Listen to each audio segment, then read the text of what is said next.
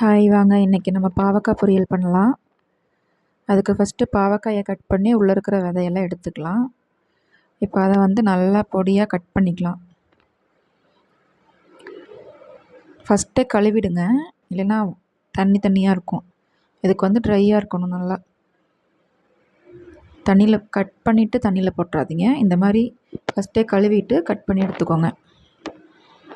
இப்போ அடுத்து நம்ம வடச்சட்டியில் எண்ணெய் ஊற்றி எண்ணெய் சூடான அப்புறம் கடுகு போட்டுக்கலாம். இதுக்கு பெருசாக எந்த பொருளுமே தேவையில்லைங்க. ரொம்ப ரொம்ப ரொம்ப சிம்பிள். எண்ணெயிலே தான் நம்ம வதக்க போகிறோம். கடுகு போட்டுக்கலாம். கடுகு நல்லா பொரிஞ்ச உடனேயுமே கருவேப்பிலை இருந்தால் போட்டுக்கோங்க. என்கிட்ட இன்றைக்கி இல்லை, அதனால் இப்போ நம்ம கட் பண்ணி வச்சுருக்கிற பாவக்காயை போட்டுக்கலாம்.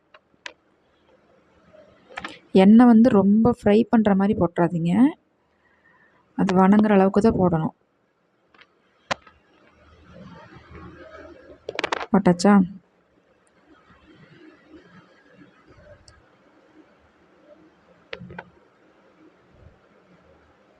இப்போ அது கூட கொஞ்சம் மஞ்சத்தூள், உங்களுக்கு எவ்வளோ காரம் வேணுமோ அவ்வளோ மிளகாத்தூள் போட்டுக்கோங்க.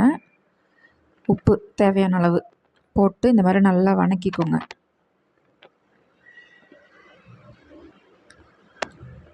வணக்கி விட்டுட்டே இருங்க, இல்லைன்னா அடி பிடிச்சிரும்.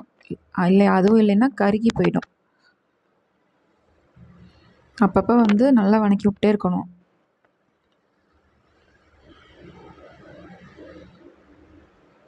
நல்லா மிக்ஸ் பண்ணியாச்சா? இப்போ இந்த ஆயில்லையே ஃப்ரை ஆக போகுது.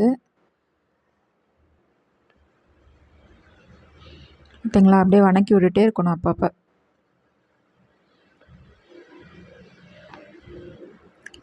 ஒரு நல்லா ஒரு டார்க் ப்ரௌன் கலர் மாதிரி இப்போ எடுத்து காட்டுறேன் பாருங்கள். இதோ இந்த கலரில் மாறுற வரைக்கும் வணக்கணும். நிறைய எண்ணெய் ஊற்றுனீங்கன்னா ஃப்ரை ஆகிடும், முறுக்கு மாதிரி ஆகிடும். அந்த மாதிரி பண்ணக்கூடாது. வணங்குற அளவுக்கு ஊற்றிட்டு நல்லா வணக்கிட்டே இருங்க. இப்போ பாருங்கள், நல்லா வதங்கிடுச்சா? அவ்வளோதாங்க, நமக்கு பாவக்காய் பொரியல் ரெடி ஆயிடுச்சு. ரொம்ப சிம்பிள் டிஷ்ஷு. ட்ரை பண்ணி பாருங்கள், சூப்பராக இருக்கும். எங்களோட ஃபேவரெட்டு. உங்களுக்கு வேணுன்னா கொஞ்சம் கரும்பு சக்கரை போட்டுக்கோங்க.